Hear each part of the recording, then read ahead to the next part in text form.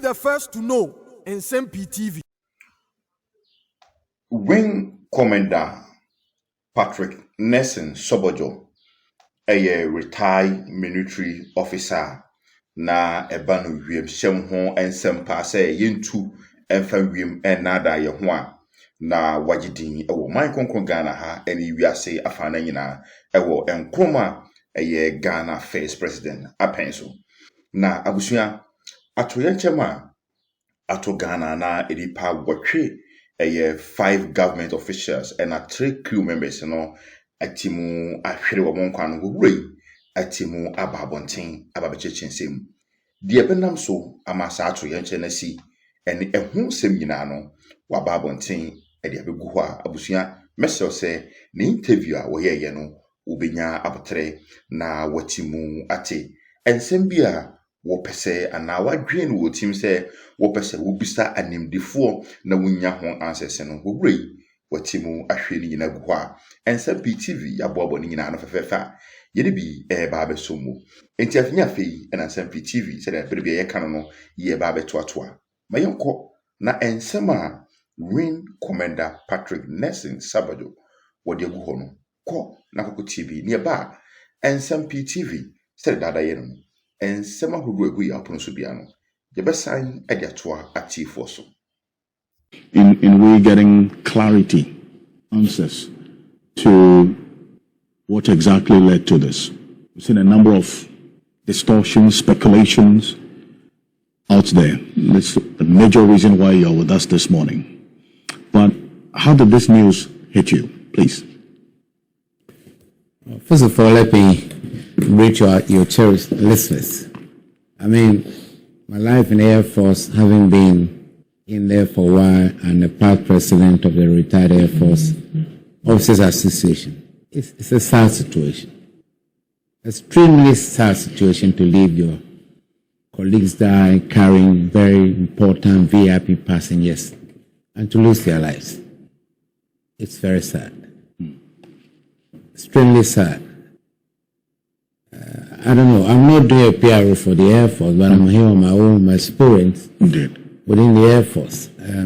Some of us were lucky to have been trained in Italy to fly jet fighters, and that's what I was doing. We were the first jet fighters south of the Sahara. We take this thing very serious, and also we are extremely sad. I think the Air Force will not be waiting for an official investigations. And this particular situation, I would say this is not the first time that the Air Force has lost a helicopter flying over a heavily dense populated area. One was about 25 years ago in Etiwa, when they were coming from Kumasi, weather was bad, and they lowered themselves and they hit a tree and killed all the passengers. Almost similar to what happened in the Etiwa forest. Etiwa forest. This eastern region. Was it the helicopter that was involved in the medical evacuation? Yes. Yes. Okay. And all 5 on board died? Yeah, they died, yes. They all died. The helicopter has to come down. Don't forget that. I brought this. Yeah. What gives the helicopter power to stay in the air are the rotors. And what gives the rotors the power is the engines. And honestly, I haven't come across that many pilots who like to take off and go and die. Suicidal tendencies. Maybe we can go back to the Second War, the Japanese kamikaze. Yeah. And not too long ago, there was one in the US, Egyptian Air or something, who started saying prayers, and they thought psychologically he ditched the aircraft. But no pilot would like to take off and say, I'm going to die. That's one thing. How did the Air Force get involved? Normally, Air Force transports government officials from the president, or anytime they request for an aircraft, being a helicopter or being a fixed wing. It's our duty, and that's done in all countries. And I can tell viewers that the records of Ghana Air Force is pretty high. Our accident rate is very low. The accident rate of the Ghana Air Force is very low. Is very low. Yes, and our reputation. And most of their are pilots, either locally trained or trained abroad, or go abroad to go and do some more courses. And normally, if a government needs a transportation by air, they will originate the request to the Air Force headquarters. And depending on the type of mission, the Air Force will now get the particular aircraft which can or suitable for that purpose. Now, when that request comes to the Air Force will send it to the station or the base and then to the squadron that will have the task to perform Accra, Kumasi, Accra, Tamale. It will be their duty to select the aircraft which is going to perform and the air crew. And the air crew will go. So the air crew, what happens, to go to work in the morning, afternoon, and then you are given the task order that you are to fly A, B, C to this situation. And in our country where our road system is very bad, they do a lot of transportation of VIPs on helicopters. On the helicopters. It's very sad this happened as an accident.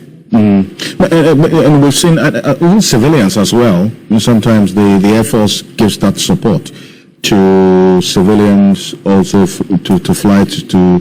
In fact, some of my colleagues have flown on some of these helicopters to cover stories at the Lubo border and so on. But on a typical day, as you indicated, you report you are chosen and told that you are flying ABCD. What are the protocols? What's the first few things you do before you get in there? The protocol that you go through, first of all, you got a task order to fly VIPs or passengers from where to where.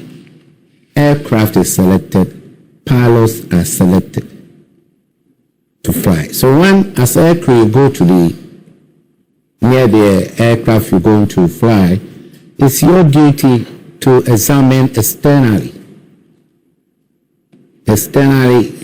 how the aircraft looks like or if there's anything wrong with it.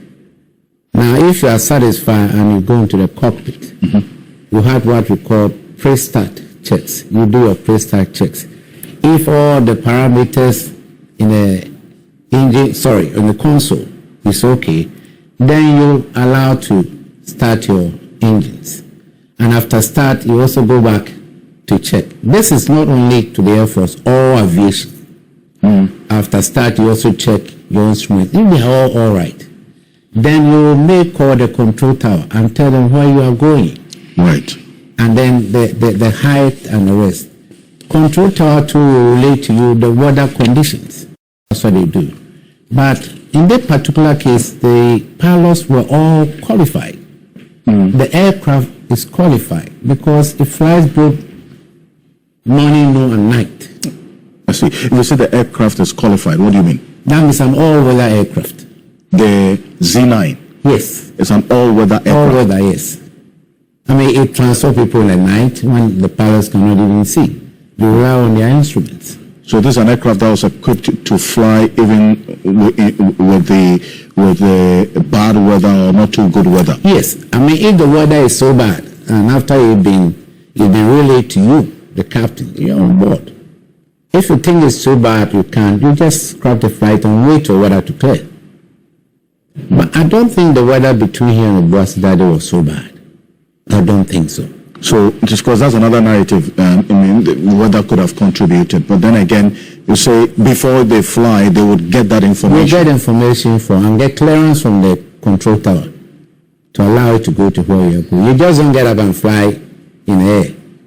It's controlled order. So you don't put any premium on bad weather as one I of them? don't think so, because the squadron leader must have been flying helicopters minimum about 10 to 12 years. The co-pilot maybe ran that for a few years. For him to be selected as a captain of VVIP flight, one of the best. Yes. One of the best, I think it's just an accident which happened. And planes fall all the time. It doesn't mean I'm not sympathizing with the dead. It hurts me. But I also lost my colleagues like that, But What I think we could do or can be done is that you select the height. And the pilot will not select a height to fly over treetops. Treetops is when you are given specific, they go low and look for something. But for safety reasons, You fly above the you tree. fly above any obstacle because a map is there, the topography is there. So you select a height not to go and get into anything. I see. But then the other narrative, in fact, some of the residents in this Brofiedu area that our correspondent spoke to say they saw this helicopter fly at a very low altitude. If that's to be considered or anything to go by, what would cause something like that? For that to be considered, if it was flying, I said, you won't have any tree in Ghana here about 2,000 feet. Unless sitting on a mountain or something. But all these things are taken when you are preparing your height. You fly up to be approved by the control tower. You know, they saw the helicopter come low. What caused it to come low? This is the biggest issue. So the biggest question is what caused it to come that low? Yes. And they said they heard ramming of the engine. It's when the rotors are moving. They sustain you in the air. And if for any reason, technically something happened and you're coming down, don't forget helicopter ability to use helicopter is that it can land anywhere. If maybe they were close by a school, somewhere, they were going there for forced landing. But when you're in a heavily forested area, you don't have, time is not at your disposal. The aircraft is coming down, you want to pick it up, and it's not coming. The only thing is that you run into trees. And it takes time to be able to go and find exactly where it hit. You may hit a tree, let's say, first one, maybe 100 yards, and struggling to pick up or go and fall somewhere. But all these things can be deduced by investigations. So just seeing it and saying that it came low. Why did it come low? This is the biggest question. And that should be one of the major subjects of the investigation. That is it. Because it wasn't meant to fly into trees. And he wouldn't take a height just on top of a tree. Okay, he will definitely go up. Even the tree is on top of a hill, they are all taken into consideration to select his height. Or the height would be given by the control tower. But in this case, the pilot himself will select a height not to run into any obstacle. Now, if you are flying over a mountainous or hilly area, naturally, even when you are driving, you see these mountainous areas having heavy fog over them, and so visibility is low. In such instances, how do you navigate? Well, pilots are trained to be able to do instrument flying. We have categories of license A, B, C, D. But in this particular incident, the captain was mustard green, that we could fly in all weather. And if we could fly even at night, where there are no lights, it's no trouble. And the visibility as we set it, I believe from here to the door should be about 50 meters. But at least 200 to 300 feet, he can see. And if he can't see at all, he relies on his instrument. The height is, he took off what is maintaining, and the direction. You don't fly blindly and follow your route. So as I said, we should find out what happened for the chopper to drop so low to hit a tree. And that answer we can get how? We can get it from black box. That's the only thing. And black boxes too is not something which although been found, but you just can't open and get the answer. It might be sent back to the manufacturers, or they come. If what happened to Air India, there was a struggle between Boeing and India. And Indian government said no. So they had to come over, open it, and then decode what is inside. Because black box, what it does is that it gives all the parameters of the aircraft. As soon as you take off and engage, whatever you do can be found in black box. And since both aircrew died, the only thing is to go to a black box and find out what happened. Was it an engine problem? But what was it? Was it best strike? By helicopters don't go out to have best strikes. You know. So all speculations Therefore, there's other aspect of people thinking maybe some galamsees maybe shooting them. Well, that's another. I can tell you, no rifle they use down there can bring the helicopter down unless a missile. No rifle being used at Galamsey site can bring a helicopter down. Except a missile. A missile. And then you might be a marksman. It's flying to engage to shoot either a parrot, but there are two. And they all have the same console. But, or hit the fuel tank for it to, even if you hit the fuel tank and it's leaking, the parrot knows that it's losing fuel. And it will start looking for somewhere to land. But in the forest area, it's difficult to find somewhere that you can force land. And as a plane cannot be sustained in the air, it's coming on down. And you think, oh my God. And that is a risk of being a pilot too. Now, we also got information from my colleague Ibrahim Abubakar, who spent some time in this community, that some of the debris were found 45 minutes walk away from the place of impact. How do you explain every aircraft incident, parts of it, they fly off.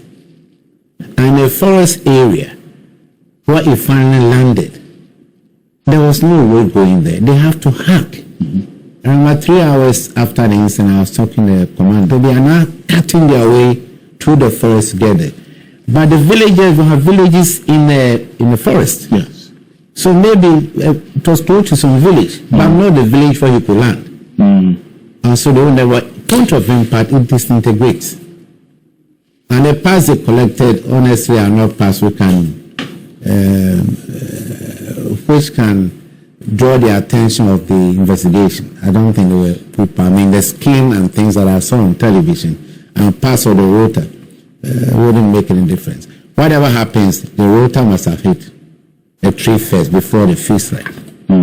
The rotor is what you see going around on the top of it. And the other airplanes are in the front, but this one is on top. It's on top of it.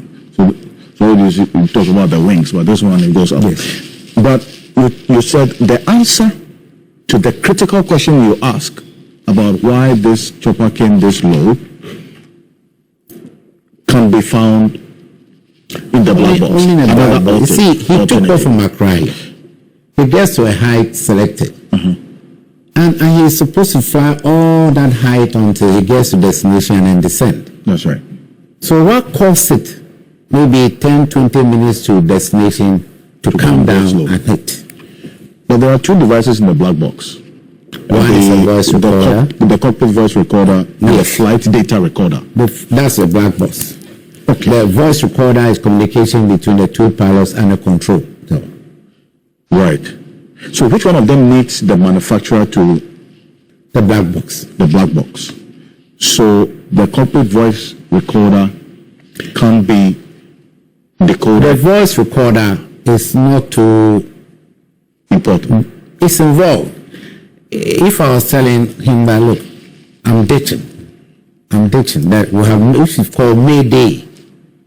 Mayday everywhere means that I am in trouble. Emergency phase, it can record it. And in a conversation between the pilots, as how they're executing the emergency will also be there. But the black box will record all the parameters. Right. How it was flown, what happened, how it came down, will all be recorded in the black box. You see. But then the voice recorder will only give us that communication. Of the impending disaster. Yes. If it discusses, both of them are flying, and then suddenly they see that they are falling down, they may talk, or whether he even called the control tower in Kumasi or in Accra that have an emergency. And as I said, helicopter can stay in the air but with the rotors. If it doesn't, I think a couple of days after that, there was one around Kumasi area. Fortunately, he managed to land in a school park. If there's a space, he will save the aircraft and himself. But on top of trees, it is difficult. When he has no control about the descent or ascent. I'm saying this to clear the minds of people. Yes. They were not suicidal pilots that were flying to kill themselves.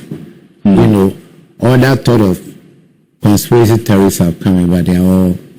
And in fact, that's one of the major reason why we have you here this morning, just to dispel this speculation and give education, which is key, and how the way forward will be. Back on that, if there should be an intentional something to destroy the flight, kill people on board, then the person will have to have access to the aircraft. I see. So if we have to ever, even, under any circumstance, consider foul play, the person will have to be on the aircraft. The person not on the aircraft will have to have access to the area. And then don't forget, this is an Air Force helicopter, and it's on the base, and there's security all around. So anybody having access to go and do it is difficult, or else the technicians. And it will be one technical person doing a pre-flight, maybe a couple of them. And if even there was something on board, which the only thing they could do contaminate the fuel or the fuel lines. But this airplane have flown a distance, and then it was not detected on a console that there's something wrong. Then immediately we would have landed somewhere and not even continued. So that issue too is I rule it out. I don't think anybody put, for example, you didn't know the time it was going to take off, the direction to time it. If, for example, flying from Accra to London, you know it's about 6 hours. Or to Frankfurt, where I first met Doctor, you know it's about that period. So you can time it that maybe in 2 hours you explode. But the explosion didn't happen in midair. It is after you hit something that exploded. And if you can look at even automobile, head-on collision, sometimes they burst into flames. You know, and doctor is saying human beings are very fragile. Any external shock will send you a comatose situation. So I strongly believe that the pictures we saw, maybe they were even dead already before they took the pictures.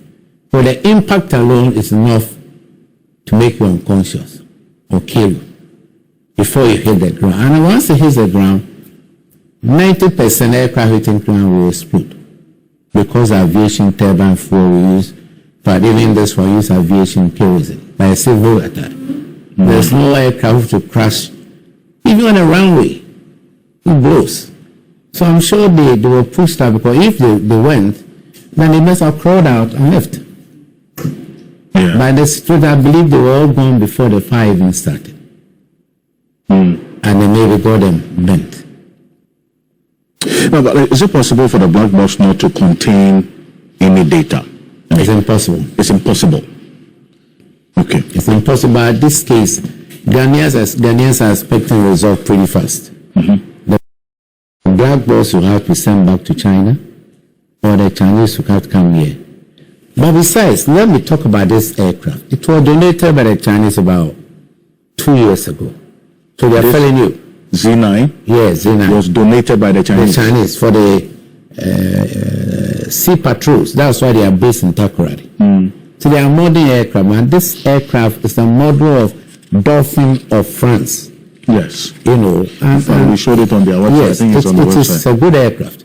But machines can fail you. They are mechanical at any time. Except down the road, you can brake. Or maybe you're traveling to Kumasi and you drive us into the bush. What made you drive into the bush?